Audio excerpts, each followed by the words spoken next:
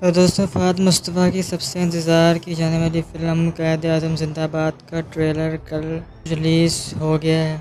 दोस्तों इसकी leading cast की बात की जाए तो लीडिंग में फ़हद मुस्तफ़ा और मायरा ख़ान है। दोस्तों फ़िल्म की बात करें तो फ़िल्म के एक्शन सीन्स को बहुत ही कमाल बनाया गया है और सबसे ज़्यादा पसंद किया जाने वाला जो सीन है वो एंट्री का सीन है, यानी जब फ़हद मुस्तफ़ा एंटर होते हैं ट्रेलर में तब का सीन। दोस्तों हमें जो सबसे ज़्यादा सीन पसंद आए वो एक मोटरसाइकिल का सीन था जिसमें वो ट्रक के ऊपर से जंप करते हैं, और दूसरा सीन जो था वो जहाज़ का सीन था। दोस्तों हमें ये दो सीन बहुत अच्छे लगे, और साथ ही साथ इंट्रो का जो सीन है, क़ायद-ए-आज़म ज़िंदाबाद के इंट्रो का जो सीन है वो भी काफ़ी अच्छा है। दोस्तों कुछ लोग इस फिल्म को बॉलीवुड की एक फ़िल्म सिम्बा का कॉपी कह रहे हैं। दोस्तों मेरी बात सुने, ऐसा कुछ भी नहीं है, ये फ़िल्म बिल्कुल भी कॉपी नहीं है।